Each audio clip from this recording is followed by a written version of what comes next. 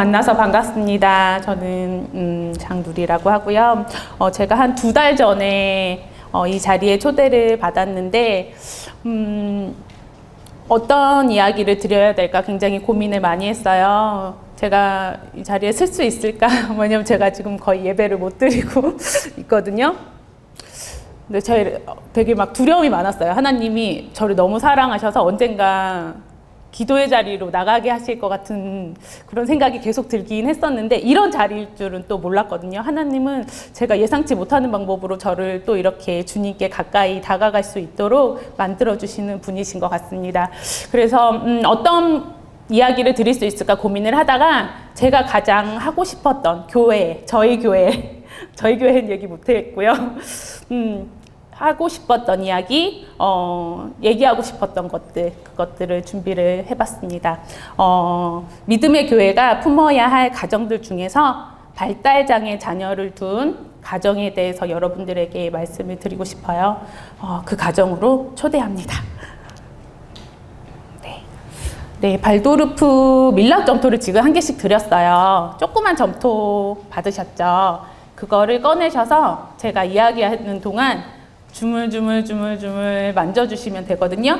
막 이렇게 모양을 만드셔도 되고, 막, 색깔을 섞으셔도 되고, 꿀벌 알레르기만 없으시면 돼요. 네. 네, 얘네를 재밌게 만져주시면서 들으시면 될 것 같습니다. 네, 저를 소개하겠습니다. 저는 미술 심리 상담사로 일을 하고 있고요. 그림책으로 마음과 생각을 나누는 것을 좋아합니다. 그리고 이렇게 강의도 하고 상담도 하고 있고요. 작가로서도 아까 소개해 주신 대로 일을 하고 있고 네이버나 인스타그램이나 페이스북에서 장애인식 개선 글이나 이미지들을 계속 올리고 있습니다. 그리고 장애인 인권 활동가로서도 일을 하고 있고요. 그리고 마지막으로 부모 자조 모임이라고 이렇게 와이낫이라는 부모님들끼리 같이 뭔가 으쌰으쌰 해보자 하는 모임도 만들어서 열심히 목소리를 내고 있고 또 교육부에서 운영하는 학부모 협의회가 있습니다. 거기서 통합교육 학부모 협의회가 만들어진 지 얼마 되지 않았어요. 근데 여기에 의원으로 들어가서 발달장애 자녀와 부모님들을 지원하고 있고요. 차별에 어떻게 대응하실 수 있는지에 대해서 알려드리고 있습니다. 저희 가족을 소개하겠습니다. 남편이고요. 회사원이고 교회에서 같이 주일학교에서 교사로 섬기다가 결혼을 했습니다. 그래서 첫째를 낳았고요. 첫째 지금 중3 16살이고 하고픈 거 너무 많은 사춘기 아들인데 온유보다 더 키우기 지금 힘들어서 네, 아주 질풍노도의 시기를 겪고 있는 아들이고요. 온유는 지금 초등학교 4학년입니다. 모든 일에 너무 자신감이 충만하고요. 에너자이저예요. 그래서 막 건전지를 하나 빼고 싶은 마음이 막 들 정도로 막 힘이 넘치는 딸입니다. 온유는 뇌전증을 갖고 있고요. 뇌전증을 옛날에 간질이라고 했는데 지금은 그 용어가 너무 조금 안 좋다 해서 뇌전증으로 바뀐 지 꽤 되었습니다. 소아뇌전증으로 발병이 되면 병원에서 약을 빨리 처방해주지 않고요. 아이가 2번, 3번 반복적으로 경련할 때까지 그냥 있어야 합니다.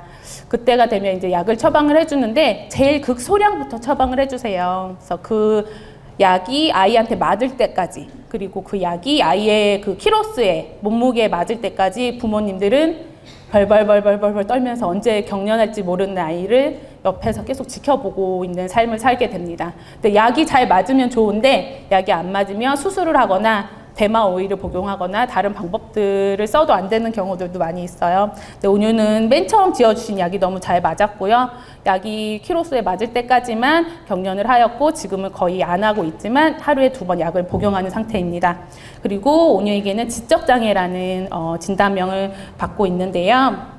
장애 종류에는 15가지가 있습니다. 이 장애 종류를 조금 아시는 게 그 다음 넘어가기 조금 도움이 되실 것 같아서 말씀을 드릴게요. 신체적 장애와 정신적 장애로 2가지로 나눠지는데 신체적 장애는 또 외부의 신체 기능의 장애 그리고 내부 기관의 장애가 있습니다. 지체장애, 뇌병변장애, 시각장애, 청각장애, 언어장애, 안면장애가 외부 신체 기능 장애고요. 신장장애, 심장장애, 간장애, 호흡기 장애, 장루나 요루 장애, 뇌전증 장애가 내부 기관의 장애입니다.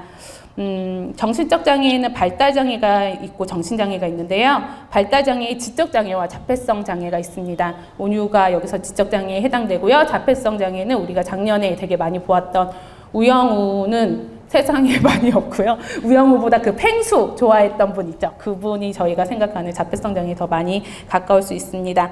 여기서 지적 장애란 8시간 장애인이라고도 많이 불려요. 왜 그럴까요? 8시간. 어디서 보내는 시간일까요? 학교 같은 데서 보내는 8시간만 장애를 느낄 수가 있어요. 그 정도로 학교에서 뭔가 배움을 얻고 지식을 쌓고 그 공간에서 그 장애가 심하게 두드러지지 실제 생활하는 데는 크게 어려움이 없습니다. 친구 좋아하고 사람 좋아하고 공감 많이 하고 그런 것들은 크게 어려움이 없지만 온유는 자기 이름을 쓸 수 있고요. 가족들 이름을 완벽하게 못 쓰고요. 지금 최근에 월화수목금토일 요일을 적을 수 있게 되었습니다. 근데 월요일 다음에 화요일이 오는 것은 또 아직 모르고요. 큰 수와 작은 수, 많음과 적음을 구분하기 어려워서 수학 셈을 할 수가 없습니다. 근데 지금 4학년이고 일반 학교에 다니고 있어요. 네. 그런 지적 장애를 가진 친구들이 일반 학교, 진유가 다녔던 학교에 다니고 있습니다. 기독교인으로서 제가 지나온 삶을 말씀드릴게요. 저는 모태신앙은 아니고 5살 정도부터 온 가족이 교회에 다니기 시작을 했는데 교회는 너무 신나는 곳이었어요. 그래서 모든 선행학습을 교회에서 다 했습니다. 말씀 암송하고 찬양하고 악기 배우고 한글 배우고 그런 것들을 다 교회에서 한 것 같아요. 교회는 또래뿐 아니라 오빠, 동생, 여러 이웃들 다 만날 수 있는 공간이어서 학교 생활보다 교회 생활이 더 즐거웠던 것 같습니다.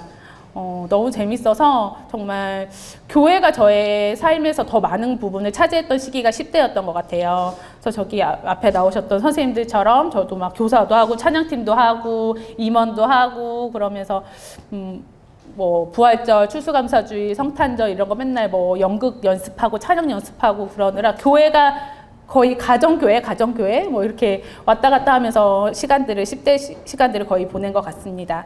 근데 20대 때 돼서 이제 교회에 대해서 너무 많이 알아가는 거예요. 저희 외삼촌이 장로님이셨고 어머니 아버님도 막 이렇게 임원을 하시다 보니까 알지 않아도 되는 것들까지 너무 많이 알게 되면서 교회가 너무 이제 힘들어지게 되죠. 그리고 작은 교회이다 보니까 너무 봉사를 많이 강요를 받게 됩니다. 그러면서 이 교회를 좀 떠나서 큰 데 가야겠다 해서 대형 교회로 바꿨습니다. 그러고서 거기서는 또 너무 저를 모르는 거예요. 그 전에 교회는 제가 교회 안 나가면 누리야 무슨 일이야? 왜 오늘 교회 안 왔어? 무슨 어디 아프니? 이랬는데 이 교회는 제 존재 자체가 없는 거죠. 그래서 너무 또 힘들어 하다가 교사를 또 하게 됩니다. 그래서 유초등부 교사를 하면서 남편을 거기에서 만나서 교제를 하다가 결혼을 했고요. 첫째를 이제 출산을 했습니다. 30대 때 첫째 주일학교 열심히 보냈고요. 다른 거 없이 너무 즐겁게 또 주일학교 차곡차곡 보냈고 성경 공부 시키고 리더자 훈련 있으면 그런 것도 시키고 막 이러면서 원하는 건 무엇이든 다 할 수 있었습니다. 하나도 불편함이 없었고요. 대형 교회 너무 쾌적했고요. 쇼핑몰 같은 교회여서 너무 정말 주일이 너무 즐거웠던 것 같아요. 이때까지 지역 다락방도 하고 그러면서 이제 둘째 온유를 낳고 온유가 뇌전증일 때까지도 괜찮았어요. 왜냐하면 그냥 질병이었으니까. 낫게 해주세요. 같이 기도해주세요. 집사님, 순장님 기도해주세요.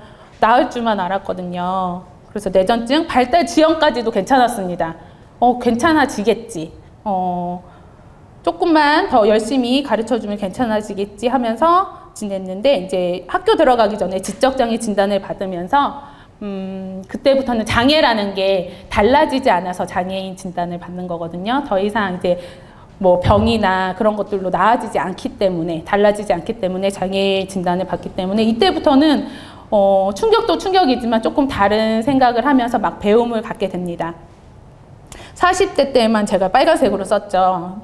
온유가 초등학교 입학을 하게 되면서 교회도 유년부 때는 막 신발 벗고 막 이렇게 돌아다녀도 되는 공간에서 예배를 드렸다면 학교든 교회든 똑같이 이렇게 의자에 착석해서 가만히 앉아있는 시간들이 오래 길어지게 됩니다. 근데 온유는 이렇게 강대상에 나와서 막 펄쩍펄쩍 뛰면서 찬양하고 율동하고 막 그러는 것을 좋아하는 친구거든요. 그 설교 시간을 참기가 너무 힘들어지게 되면서 예배 시간에 제가 눈치가 보이게 됩니다. 선생님들이나 교역자분들이 아무 이야기를 하지 않으심에도 불구하고 제가 선생님한테 전화가 오거나 하면은 너무 긴장을 하게 되는 것이죠. 그리고 예배가 힘들어집니다. 대예배가 힘들어집니다. 저희 교회가 되게 이렇게 안아주심의 성전이라고 하는데요. 정말 큰 성전인데 쬐끄만 소리가 저기서 들리면 저기까지 다 한 소리로 이렇게 메아리 쳐지는 그런 공간이거든요. 아이가 한 명 응애 울 수도 없는 공간이에요. 울면 무조건 데리고 나가야 돼요. 네, 목사님이 작은 스피커에 삑 하는 소리에도 민감하게 반응하시는 분이십니다.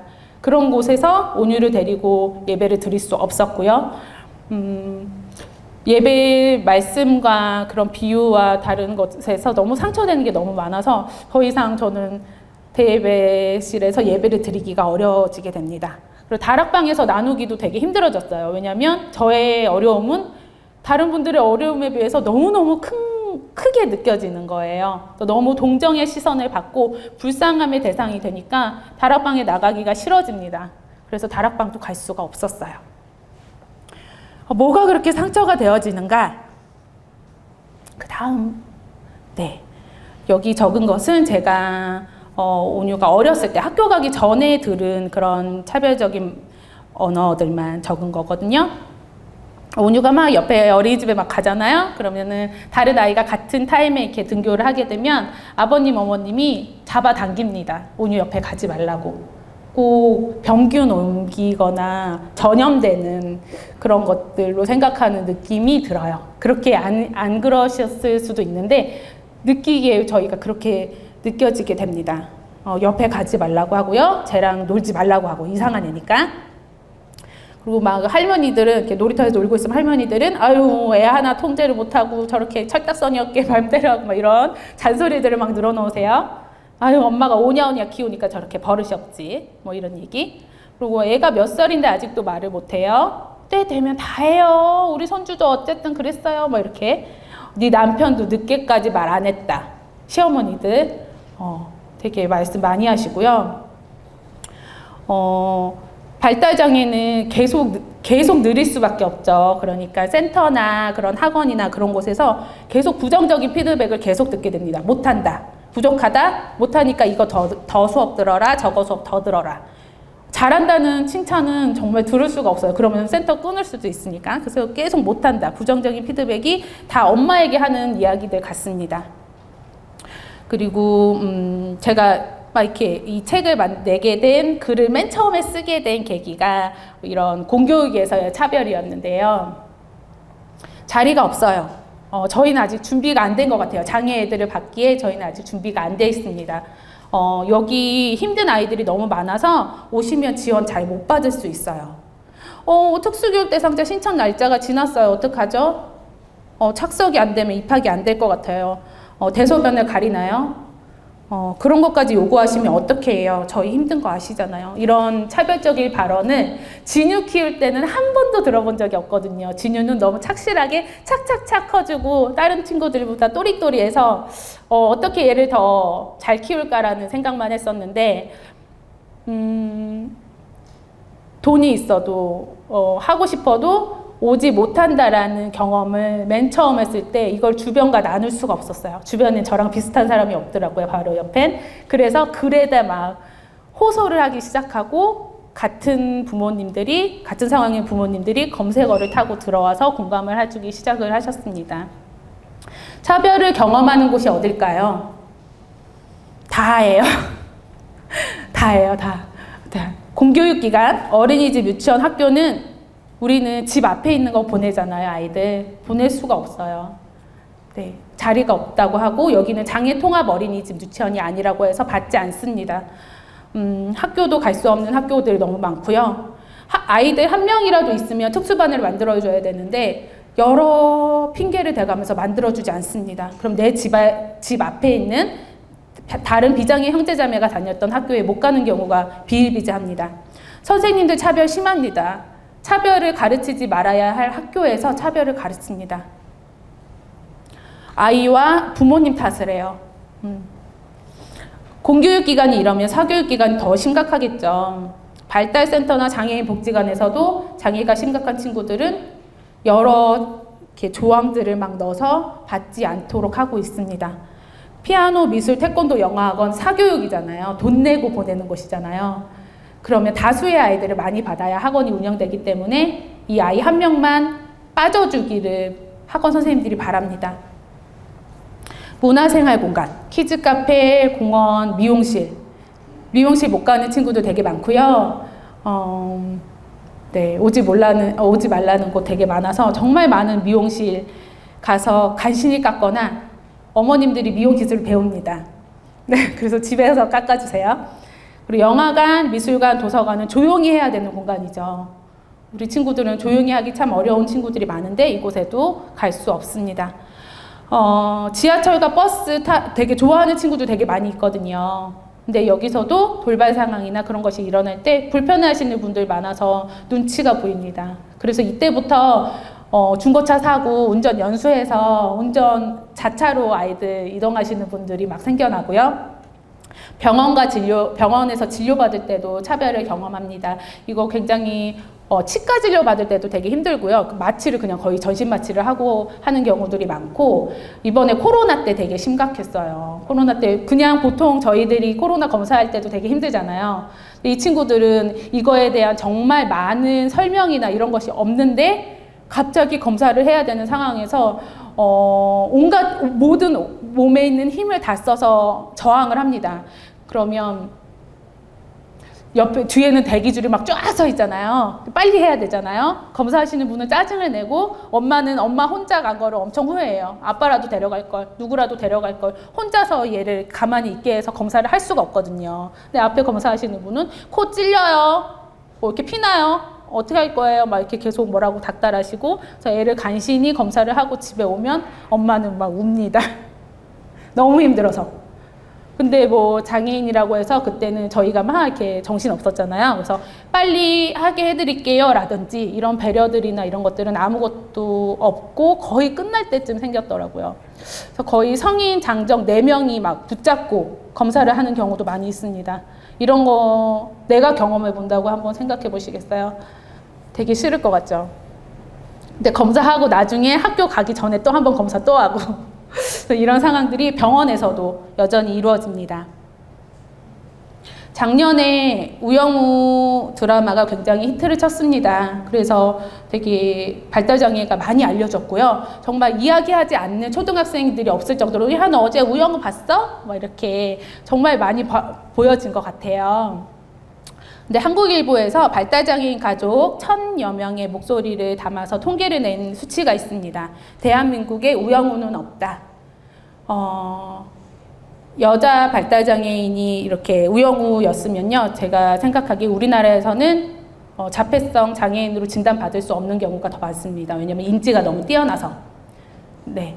그리고 남자인 경우엔 군대 때문에 할 수 있는 경우는 있는데, 이렇게 사회생활하고 돈 벌 수 있고 인지적으로 뛰어난 사람들은 우리나라에서 거의 자폐성 장애인에 포함되어 있지 않고 있습니다. 거절당하고 거절당하다 결국 가족이 떠안게 되는 독박 돌봄, 결국 그 고통을 견디지 못해 막다른 골목에 이르게 되는 슬픈 뉴스 우리가 많이 보고 있죠. 기관에서 거절, 중도 퇴소, 연장 거부하는 등의 경험이 있는 경우 서울이 가장 많고요. 네, 인천과 경기도 많습니다. 두 번째, 그 다음 자료 보시면요. 우리가 이사를 할 때, 이사는 정말 큰 일이잖아요. 정말 큰 일이 아니면 이사를 하지 않는데, 발달장애 자녀를 둔 부모님들은 센터나 병원, 학교 때문에 이사하시는 경우가 정말 많습니다. 받아주는 곳이 없어서 그 학교에 가기 위해서 지방에는 좋은 센터들이 없어서 남편과 따로 살면서 그렇게 아이들을 지원하는 경우도 많고요. 아이들한테 들어가는 센터 비용, 병원 비용 어마어마합니다. 뭐 50만 원, 100만 원이 지금 가운데 있는 거고요. 옆에 있는 건 100만 원에서 300만 원, 그 다음에 300만 원도 있고 한 달에 1000만 원이 나가는 경우도 있습니다. 왜 이렇게 많은 돈을 들여서 아이를 교육하고 할까요? 제가 자라온, 어머님들이 자라온 경험으로 미뤄봤을 때 장애인으로 살기에 우리나라는 너무 힘들거든요. 근데 이 센터에서 4세에서 7세 정도까지의 아이들과 부모들에게 얼마나 많은 사이비 같은 치료를 하는지 적기, 황금 시기, 이 시기 놓치면 안 된다는 말들을 정말 많이 합니다. 이때 안 하면 안 된다. 어머니 이 치료, 이 수업 꼭 받으셔야 될 것 같아요. 그러면서 엄청 많은 고액의 센터 비용을 부릅니다. 센터가 40분 수업하고 10분 상담을 하거든요. 근데 최소 5만 원이고요. 뭐 10만 원, 15만 원, 20만 원 부르는 게 값이에요. 1시간에. 하루에 1시간 받지 않고요. 2-3시간을 받습니다.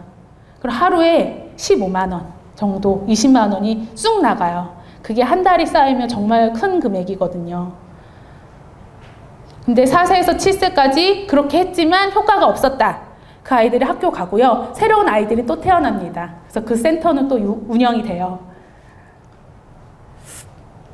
장애 자녀가 있는 가족의 삶이 어떨까요? 장애 등록과 지원, 방법을 알려주는 곳도 사람도 없어요. 맨 처음에 아이가 어린이집에서나 유치원에서 원장님께서 이야기를 하십니다. 조심스럽게. 어머니, 병원이나 센터 가셔서 검사나 진료 받아보셔야 될 것 같아요. 얘기를 들은 그 다음부터 뭘 해야 되는지 부모님들은 몰라서 인터넷을 검색합니다. 알려주는 곳이 없어요. 착착착착 이렇게 어머니 저희가 뭐 육아종합지원센터에 연락을 해두었거든요. 거기 가시면 알려줍니다. 이런 게 지금 조금씩 생겨나기 시작했어요. 근데 그 전까지는 다 부모님들이 알아서 병원, 어디 센터에 가야 되는지, 어떤 치료를 받아야 되는지 다 카더라 통신과 맘카페에서 의존할 수밖에 없습니다. 이게 옳은지 옳지 않은지는 나중에 깨달아요. 맨 처음에는 모르거든요. 센터나 병원, 물리치료, 뭐 센터 비용 이런 거 정말 어마어마하고요. 어린이집, 유치원, 학교 입학에서 거부당하고 갈 수 있는 곳이 없고 입학 눈치 싸움을 초등학교부터 합니다. 대학교부터 아니고요. 왜냐하면 1지망, 2지망, 3지망을 써요. 근데 1지망 썼는데 그곳에 특수반 정원이 6명까지거든요. 근데 그 반에 몰렸다. 그 학교에 몰렸다. 그러면 2지망으로 넘어가기 때문에 1지망을 어디로 써야 되는지 엄청나게 눈치 싸움을 하게 됩니다. 주변에 엄마들이 어디 썼는지 막 호시탐탐 경쟁자가 돼요. 이거를 초등학교 입학 때 경험을 하게 됩니다. 그 다음이요. 네, 이거 잘 안 보시겠지만 통합교육 실행 가이드북이라고 써 있습니다. 이런 자료 보신 적 있으실까요? 없으시죠? 저희는 교육부에 들어가서 막 이런 자료들을 찾아요. 뭐라고 되어 있나? 통합교육 어떻게 하게 되어 있나? 이거를 선생님들이 보시나? 이렇게 수업을 하시나? 이런 것들을 자료를 저희가 가서 뒤집니다. IEP라는 건요. 개별화 교육 계획이라고 하는데요. 장애 아이들은 특수교육 대상자가 됩니다. 특수교육 대상자가 돼서 1학년 1반 이런 학교에 속해진 반이랑 특수반을 왔다 갔다 하면서 수업을 하게 돼요. 근데 여기서 수업을 잘 받을 수 있도록 1학년 1반에서는 어떤 지원을 할지, 특수반에서는 어떤 수업을 하는 게 좋을지 그런 거를 회의를 합니다. 부모님, 아이, 그리고 각각의 선생님, 센터 선생님이 다 모여서, 교장 선생님까지 모여서 회의를 해야 되는 게 법으로 나와 있어요. 근데 그것대로 이루어지지 않고 있습니다. 그래서 저희가 이런 거를 막 만들어 가요. 법에 나와 있습니다. 선생님 법을 지켜주세요. 라고 얘기를 하지만 안 지켜줘도 괜찮다고 합니다. 왜냐하면 이거를 안 지킬 시 어떻게 한다라는 조항이 없거든요. 우리나라는 아직. 그래서 정말 이루어지지 않는 학교들이 너무나 많이 있습니다. 그 다음이요. 네, 이 세 개의 그림은 제가 아까 그 와이낫이라고 부모 자조 모임이 있다고 했잖아요. 그 모임에서 지금 최근에 올렸던 카드 뉴스입니다. 학교에서 부모님을 오라고 하세요. 왜 오라고 할까요? 아이가 지금 난리가 났다. 아이가 방방 뛰고 지금 교실에서 나갔다. 부모님 오셔서 데려가세요. 라고 당당하게 전화를 합니다. 특수교육 대상자가 아니면 장애인이 아니면 전화하지 않아요. 학교에서 그냥 알아서 합니다. 근데 장애인 아이들한테는, 장애인 아이 부모한테는 너무 당당하게 학교에서 전화를 하세요. 그게 아이와 부모 탓이 고스란히 되고 그 상황을 모든 아이들이 지켜봅니다. 그런 걸 배워요, 학교에서. 두 번째 그림, 부모님이 복도에 대기에 있죠. 담임 선생님이 부모님 들어와 있는 게 너무 싫으시대요. 그러면은 복도에 서서 서성거리십니다. 아이가 화장실 갈 때 지원해 주려고 기다리고 급식 먹으러 갈 때 도와주려고 기다리고 계십니다. 들어오는 거 싫다고 하시면 복도에서 여름에는 너무 덥고 겨울에는 너무 추운데 나는 어디고 여기 왜 와 있나 이렇게 갈등하시면서 거부할 수 없어서 계속 있으시는 부모님들이 옛날만 있는 게 아니고 지금도 있습니다. 맨 마지막 사진은요. 아이들이 소풍 갔어요. 네, 소풍, 현장학습, 수영 배우는 거, 생존 수영 배우는 거, 여기서 이 장애 아이들이 다 빠져 있는 경우가 너무 많습니다. 원래 다 빠져서 저희가 그렇게까지 포함할 거라고 생각을 못 했어요. 원래 다 빠졌대요. 학교에서는 이 아이들이 알아서 다 빠져줬대요. 그래서 아예 계획할 때, 장소를 정할 때, 고려를 하나도 하지 않습니다. 이런 거를 다 부모가 요청해야 돼요. 부모가. 해주세요. 선생님 붙여주세요. 수영 갈 때 선생님 빨리빨리 찾아서 붙여주시고, 소풍 갈 때 아이가 갈 수 있는 그런 곳으로 정해주세요. 이런 거를 다 법에 나와 있고 하지만 부모가 다 요구해야 한다는 거죠. 그 다음, 네. 이거는 제가 이제 계속 받는 제보들인데요. 서울의 초등학교 2학년 특교자 아이가 그런 도움반에 갔다 왔습니다. 그랬더니 책걸상이 교실 밖으로 나와 있었대요. 담임 선생님이 얘 어차피 한글도 못 읽는데 교실에 왜 있어? 너 나가! 하고 내보냈다고 합니다. 그래서 활동지원사 선생님이 사정사정해서 선생님 그러면 학습지라도 주세요 해갖고 그거를 오리고 붙이고 하고 있었다고 해요. 이 선생님 한 명이 이렇게 함으로 인해서 이 아이들은 이걸 고스란히 배웁니다. 그리고 집에 가서 얘기하죠. 얘가 얼마나 우리 수업에 피해를 줬는지, 우리가 그래서 얼마나 진도를 못 나갔고 얼마나 불편했는지, 선생님이 왜 화가 났는지에 대해서 집에 가서 얘기합니다. 그러면 그거에 대해서 정말 부모님들이 좋으신 부모님들은 선생님에 대해서 이상하고 선생님에 대해서 그렇게 하면 안 되는 거라고 아이에게 교육해 주실 분도 계시겠지만 안 그러신 분들이 대부분이세요.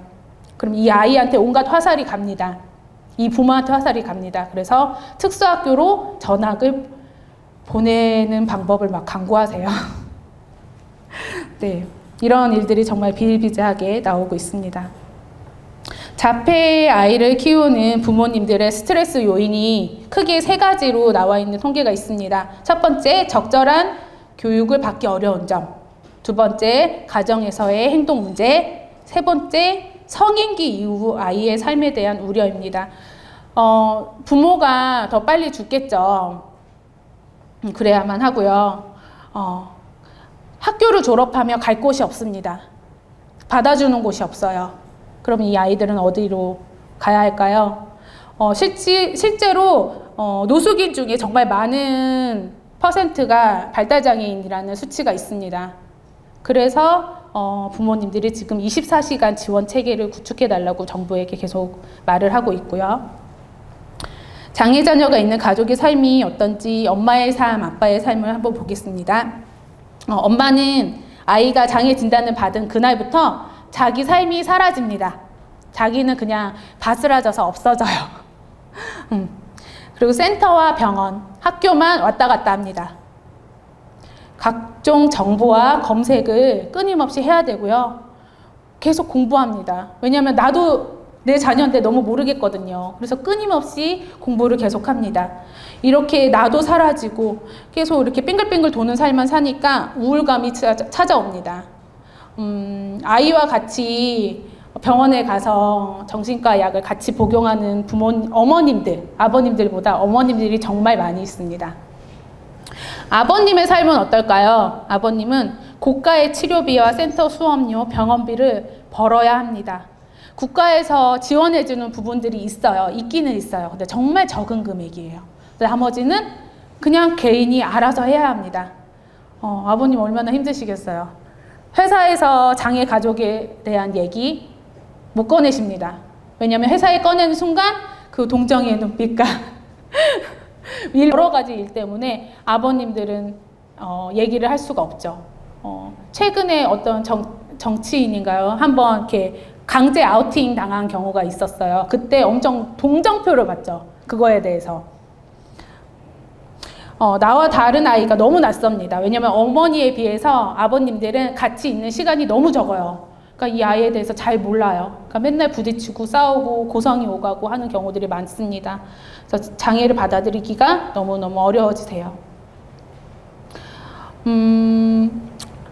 이런 아버님 때문에 첫째가 장애로 태어나면 둘째가 장애일지도 모른다는 그 불안감을 딛고 아이를 출산하신다는 어머님이 계셨어요. 왜냐하면 이 맨날 고생만 하고 일만 하는 남편을 위해서 장애 자녀에게 행복이나 그런 게 없다는 건 아니지만 비장애 자녀를 키우는 기쁨을 맛보게 해보고 싶다는 생각에 그 두려움이 그걸 이겨냈다고 하시더라고요. 그런 경우도 있었습니다. 비장애 형제자매의 삶은 어떨까요? 상대적으로 굉장히 소외되고요. 자기도 모르게 부모님이 부재할 시에 보호자 역할을 하게 됩니다. 정말 나이가 어린데도 제가 보호자 역할을 하는 거를 수업 중에 많이 봐요. 초등학교 1학년인데도 자기가 동생임에도 불구하고 부모님이 부재할 시 옆에 다른 선생님들이 다 계세요. 그 친구들을 지원해 줄 수 있어요 함에도 불구하고 자기가 장애 그 오빠 누나를 챙깁니다. 그런 역할이 체득돼 있어요. 그리고 굉장히 혼란스러운 시기를 겪어요. 나도 자식 맞나? 나도 저렇게 사랑해주나? 하는 그런 생각들이 사춘기와 함께 완전 폭발합니다. 그 다음 슬라이드요. 네.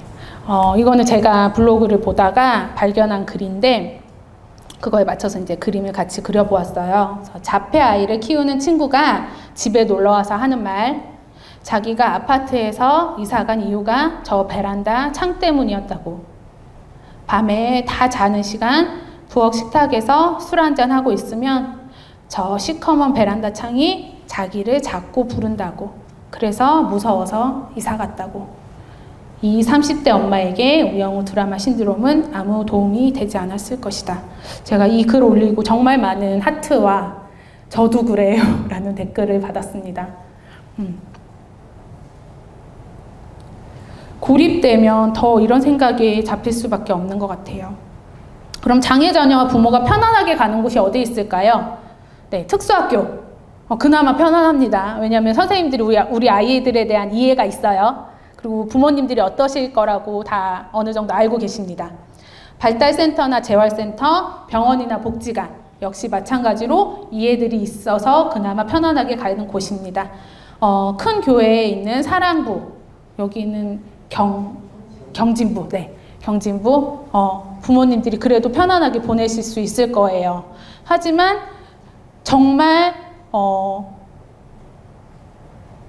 다른 곳에도 보낼 수 있다면 이곳에 꼭 보낼지 저는 의문을 제기를 하고 싶습니다. 다른 곳에서도 편안할 수 있다면 그곳에 보내지 않을까?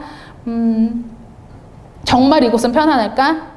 네, 특수학교에서도 굉장히 많은 일이 일어나고 발달센터나 병원에서도 정말 이곳에서 차별이나 다른 것들이 없다고 할 수 없거든요. 근데 왜 이렇게 교회에서 제가 이런 얘기를 하는 교회가 여기 교회가 처음이거든요. 저희 교회는 저의 존재를 모르는 것 같아요. 제 책을 저희 교회 그런 서점에서 찾아본 적도 없습니다. 왜 교회들에 이렇게 목소리를 내지 않을까요? 학교나 세상에는 그렇게 많이 외치고 투쟁하고 하는데 왜 교회는 얘기를 하지 않을까요?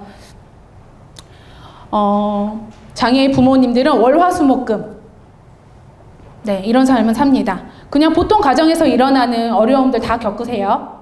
그냥 가정이니까 사소한 뭐 시댁과의 일들 뭐 그런 거 다 겪습니다. 거기에 6가지가 더 플러스 돼요. 고립되고요. 초등학교 1학년 때부터 고립을 겪어요. 어떤 고립이냐? 초등학교 1학년 때는 아이들 등교시키고 하교 시간에 어머님들이 다 서 계시잖아요. 우리 이렇게 다 기다리고 계십니다. 그럴 때, 야, 선생님이 어쨌대 저쨌대, 숙제는 뭐를 내줬대, 이런 얘기에 같이 동참할 수 없어요. 왜냐면 얘는 와서 집에 와서 학교에서 무슨 일이 있었는지 얘기를 해줄 수가 없는 경우가 많고요. 네. 그 대화에 낄 수 없습니다. 그 어머님 대화에 야 거기에 특수반 애가 우리 반에 하나 있는데 이런 얘기가 나오면 더 못 끼겠죠. 차별 학교에서 계속 월화수목금 일어나고요. 정보 계속 찾아야 되고요. 비장애 자녀도 지원해줘야 되고요.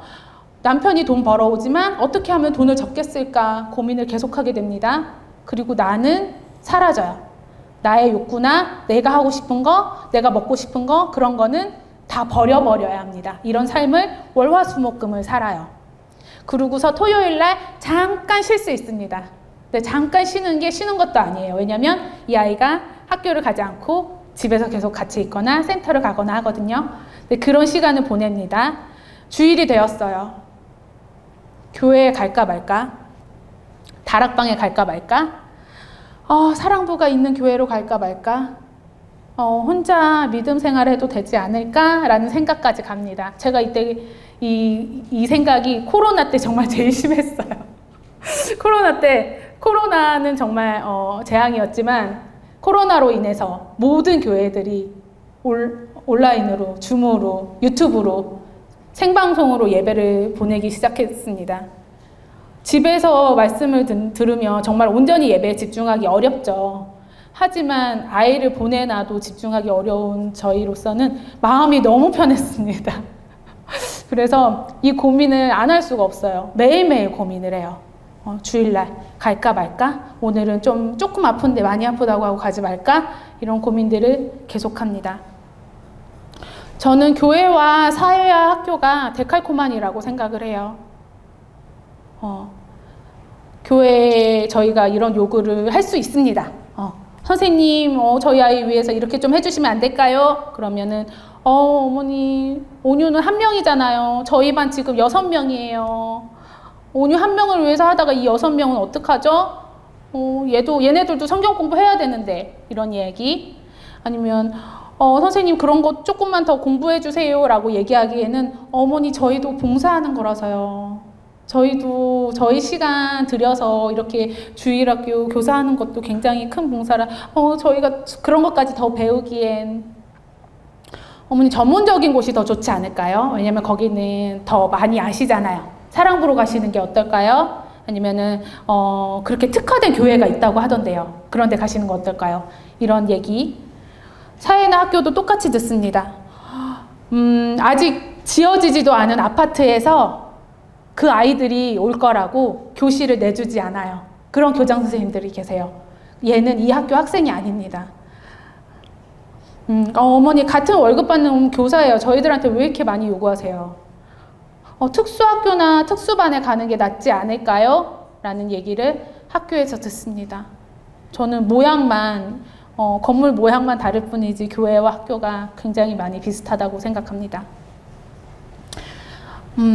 저 대예배 드리면서 이런 생각을 되게 많이 했어요. 하나님이 받으시는 예배는 어떤 예배일까? 첫째 낳고까지는 정말 생각을 1도 못했거든요. 정말 귀에 들리기에 아름다운 찬양이 있어야 되고요. 예배팀이 준비한 순서에 따라서 착착착착 진행돼야지만 좋은 예배인 줄 알았습니다. 근데 온유를 낳고부터는 자꾸 정말 그게 하나님이 받으시는 예배인지 목사님이 받으시는 예배인지 자꾸 혼돈이 되는 거예요. 쥐죽은 듯 조용해서 목사님 말씀만 들리는 그런 설교 시간. 보기에 좋은 정말 정갈한 옷차림, 성경 지식이 차고 넘치는 거, 그리고 반짝 무슨 장애인의 날 같이 연합 예배 이렇게 하루 드리는 거, 움직이지 않는 거, 완벽하게 연습된 칼 율동 이런 것들만 하나님이 받으실까요? 왜 이런 고민들은 해주시지 않는 걸까요? 라는 생각에 제가 장애인, 교회라는 두 키워드만 검색해서 인터넷에 뉴스들을 찾아봤습니다. 네, 이미 뉴스에는 엄청나게 많은 좋은 기사들이 찾을 수가 있었어요. 그래서 잘못된 장애인 용어들 바뀌어야 한다는 목소리도 이미 나왔습니다. 성경이 쉽게 개정되거나 바뀌기 어렵다는 것을 알고 있습니다. 하지만 이 성경에 나오는 장애인을 지칭하는 용어는 사회에서 더 이상 쓰이지 않는 용어입니다. 벙어리나 절름발이 같은 거 정치인들이 썼다간 난리 납니다. 그 다음날 기사에 도배돼요. 장애인 비하 용어 썼다고. 그런데 성경 말씀에는 오롯이 다 이렇게 들어가 있습니다. 근데 말씀을 바꾸기 힘들면 그 말씀이 들어가는 날, 그 성구만 가로치고 해주시던가 하시는 그런 다른 방법은 없을까 하는 생각도 저는 들고요. 그 다음 뉴스, 교회 장애인 한 명 위에 얼마나 투자할 수 있을까요? 네, 이거 아까 사설 학원이랑 저는 비슷한 거라고 생각을 해요. 네, 교회에 장애인 한 명이 있는 것보다 비장애인 10명이 있는 게 훨씬 쉽죠. 네, 투자할 수 있을까? 네, 이런 고민들을 목사님들이 계속하고 있습니다. 교회가 맨 처음에 장애인이 굉장히 많았을 때는 사회에서 복지가 제대로 갖춰지지 않았을 때라고 합니다. 그래서 교회에 와서 물질적인 거, 그런 지원들을 받기 위해 많이 계셨다고 하는데 지금은 어디를 보아도 찾아볼 수가 없습니다. 왜냐하면 복지가 그만큼 좋아진 것이기도 하고요. 교회에서 그만큼 원하는 신앙적 욕구를 채울 수 없어서이기도 하다고 뉴스 크리스천 투데이에서 말하고 있습니다.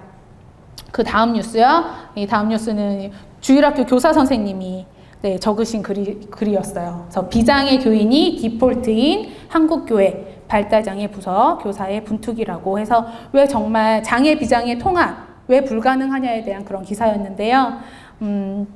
그 다음 슬라이드 보시면 선생님 소개하시는 문구가 너무 마음에 들었어요. 사회적 감수성이 현저히 낮은 교회가 소외된 이들에게 예수님의 사랑을 전할 수 있을지 회의감이 가득한 청년이라고 본인을 소개를 하셨더라고요. 그래서 교회에 매일 실망하지만 아직까지는 어찌저찌 붙어 있음. 그래서 네, 그래서 기사 되게 감사했던 기억이 있고요. 그 다음 기사 보면 격리 수용보다는 함께 살기. 교회에서 굉장히 많은 탈시설들도 운영했고요. 그런데 좀 더 통합으로 가야 되지 않을까. 장애인에게 쉼터나 놀이터나 일터가 되는 교회가 되어야 되지 않을까 하는 굉장히 좋은 뉴스들이 이미 많이 나와 있습니다. 그런데 아직 갈 길이 먼 것 같기는 해요. 장애인이라고 명명된 사람과 그 가족은 정말 분리를 원할까요? 아니면 분리되어서 편안할까요? 저는 그렇지 않다고 생각을 하고요. 우리들의 블루스 속의 영희도 한번 생각해 보셨으면 좋겠습니다. 여기서 저는 이 혜자 삼촌의 말이 굉장히 인상적이에요. 작년 거라 조금 기억이 가물가물하실 수도 있는데요. 영옥이가 영희에게 재앙이라고 하는 대사가 있습니다.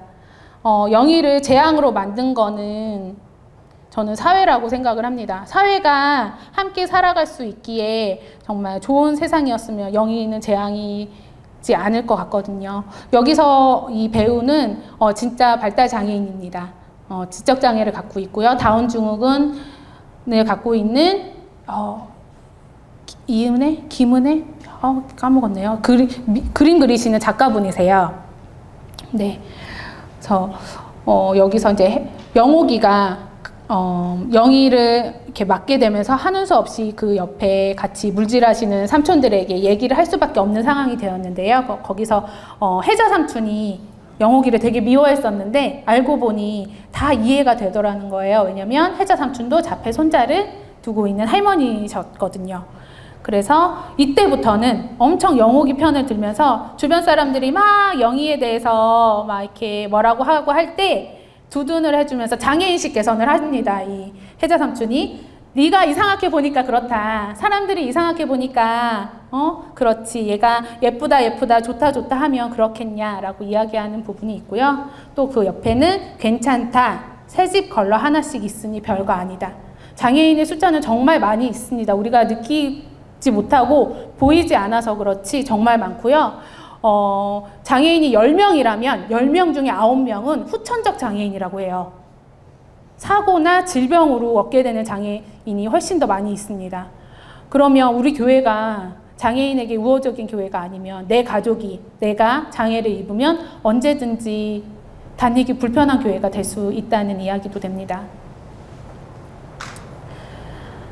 한국은 장애가 중요한 기준이 되지만 미국은 지원이 중요한 기준이 된다고 해요. 그래서 한국은 제가 어떤 장애가 있지? 제 장애가 뭐지? 그 장애에 대해서 알고 싶으면 미국은 그 장애가 중요한 게 아니라 쟤한테 뭐가 필요하지를 먼저 묻는다고 합니다. 그래서 우리나라에서 교육을 받기 너무 힘들어서 외국에 가시는 분들이 제일 먼저 그 IEP, 그 개별화 교육 계획 지원 회의를 받을 때 너무 깜짝 놀라는 부분이 있대요. 저희 부모가 선생님들한테 거의 굽신굽신하면서 애걸복걸 이렇게 해주시면 안 될까요, 선생님이라고 얘기할 때 미국은 먼저 뭘 도와드릴까요? 어떻게 해드릴까요?를 먼저 얘기하신대요. 그래서 그 말 한마디에 눈물이 그냥 빵 터지시면서 이래서 외국을 가셨다며 얘기를 하시는 증언들을 많이 듣게 됩니다. 익숙하지 않으시겠지만 제가 시뮬레이션으로 한 4가지 경우를 준비를 해왔어요. 한번 상상을 해보세요. 첫 번째, 오늘 처음 휠체어를 타고 예배를 드리러 오신 분이 계십니다. 안내위원인 나는 이분을 어디로 어떻게 안내할까요? 우리 교회는 휠체어로 이동이 가능한가요? 휴대용 경사로가 있나요? 장애인 화장실이 구비되어 있나요? 엘리베이터가 없는 곳은 어떻게 이동을 시켜드릴까요?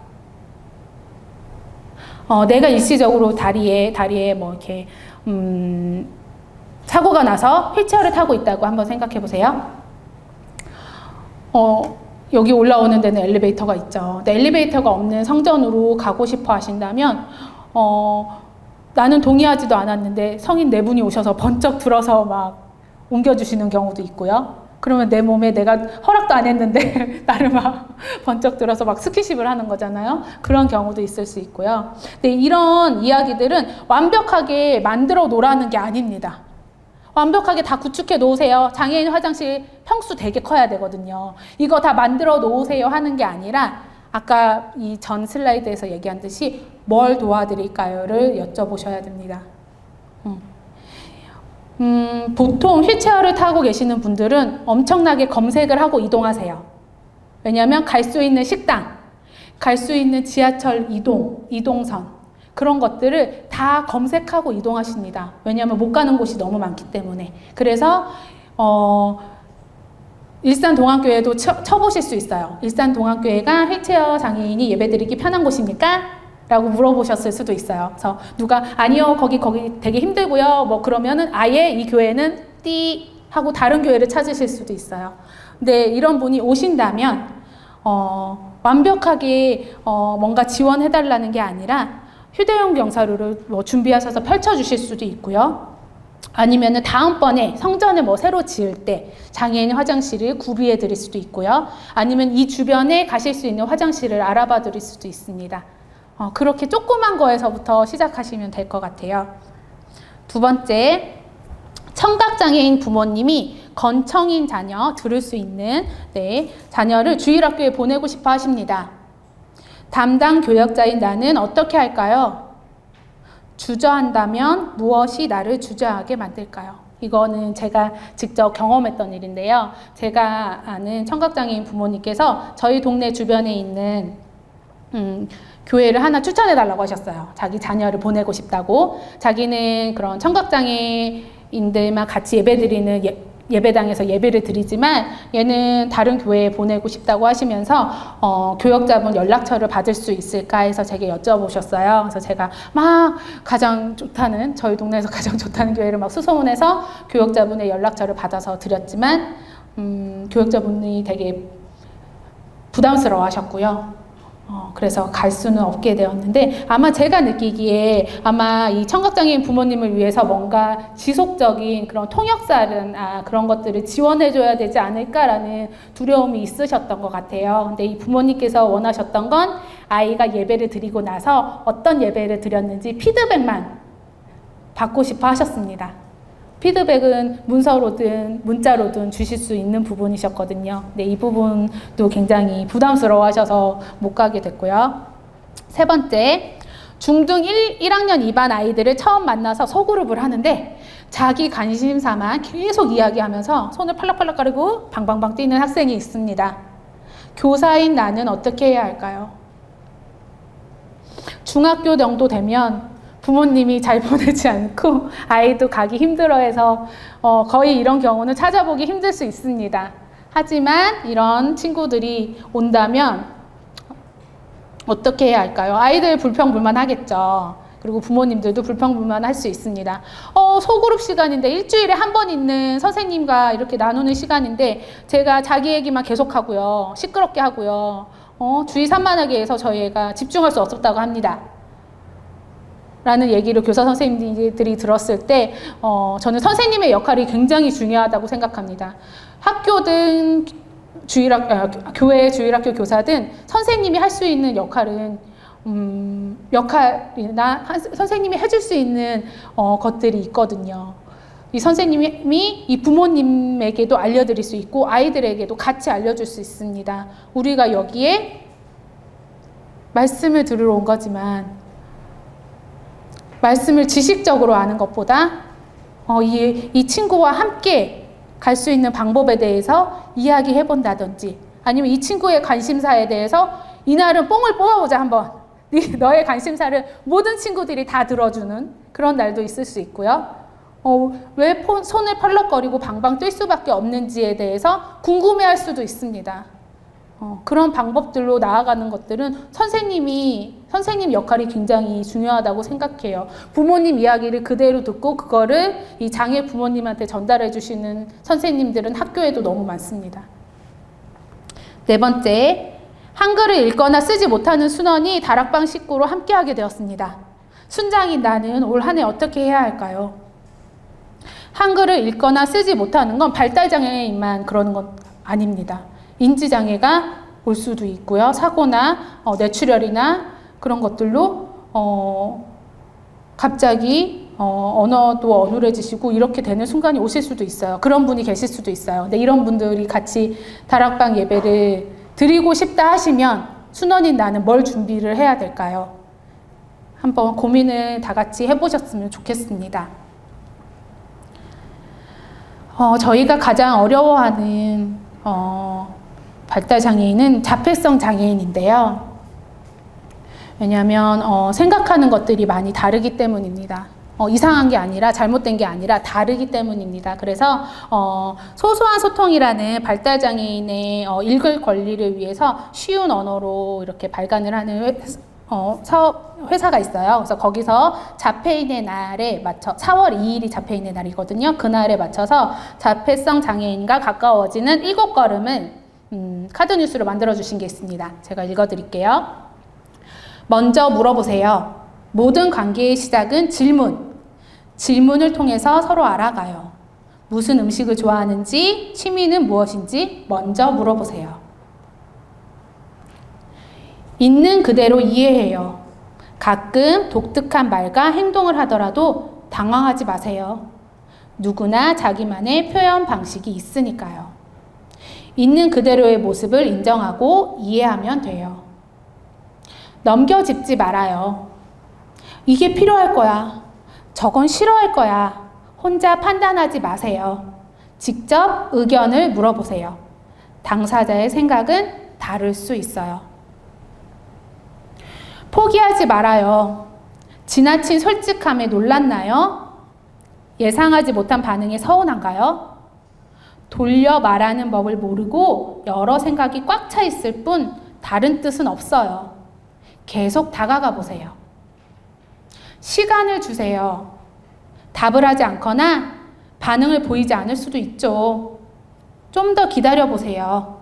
한 걸음 멈춰 기다리면 한 걸음 다가와 있을 거예요. 쉽게 말해요. 줄임말 전문 용어는 잘 모를 수 있어요. 쉬운 단어를 사용하고 풀어서 말해주세요. 사진, 그림, 행동 등 다양한 방식으로 소통해보세요. 모두 달라요. 자폐가 같아도 사람은 모두 달라요.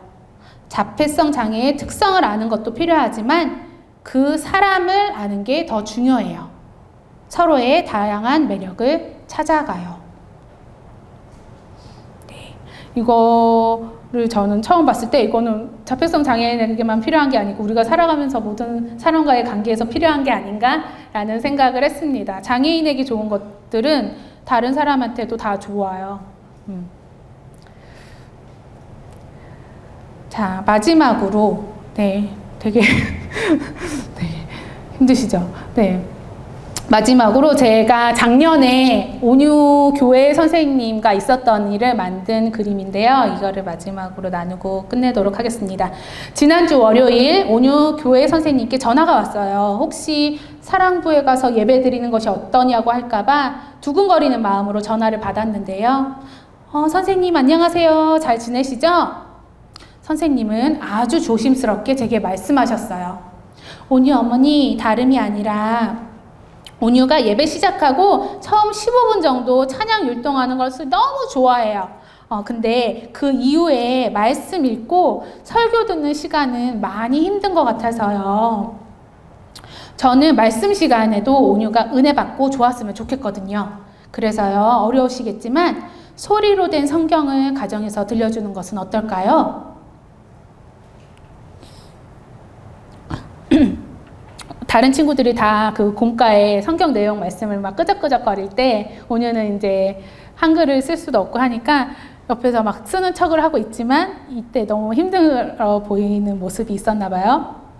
선생님 말씀을 듣고 제가 말했어요. 너무 좋은 것 같아요. 솔직히 생각도 못하고 있었거든요. 집에서 다양한 방법으로 말씀도 들려주고 읽어주도록 할게요. 선생님 참 온유가 친구들이랑 같이 적을 수 있게 제가 활동지를 만들어서 보내드려도 될까요? 라고 물어봤고요. 평소 생각한 것을 말씀드렸는데 선생님께서는 흔쾌히 그럼요, 만들어서 보내주세요. 온유가 친구들이랑 같은 거 하는 것을 더 좋아하지만 예배 드려보고 다시 전화 드릴게요. 이것저것 같이 해보면 되죠. 라고 하시더라고요. 통화를 마친 뒤에 저도 모르게 눈물이 났어요. 일주일에 1시간인데 그냥 잘 있다 오겠지. 오지 말라고 하면 그냥 줌으로 예배 드리면 되지. 몰라. 교회에서까지 난 통합을 말하다 보면 너무 힘들어서 못 살 것 같아. 교회는 장애에 대해서 정말 무지한 것 같아. 솔직히 그동안 교회에서의 통합은 포기하고 있었거든요. 이런 전화 주신 선생님은 처음이었어요. 이제 온유와 소리 성경도 틈틈이 듣고 예배 시간에 할 프린트물 만들어 보내는 일이 익숙해졌답니다. 사회에서의 통합도 교회에서의 통합도 마음만 있다면 충분히 가능한 것이었어요. 손 내밀어 주신 선생님 감사드립니다. 라고 아까 그 얘기한 그 3개의 SNS에 제가 막 다 올렸고요. 너무너무 반응이 좋았고 나중에 3학년을 졸업할 때 선생님께도 보내드렸어요. 선생님께서 너무 감사하다면서 제게 인사를 해주셨는데요. 이거 역시 완벽한 거. 짠! 이렇게 해줬습니다 어머니라는 게 아니라 이것도 해보고 저것도 해보고 이거 한번 해봤는데 온유한테 안 먹혔어요. 그 다음 이것도 한번 해볼까요? 라는 왔다 갔다 하는 소통이 가장 주일학교에서 중요하지 않나 하는 생각을 합니다.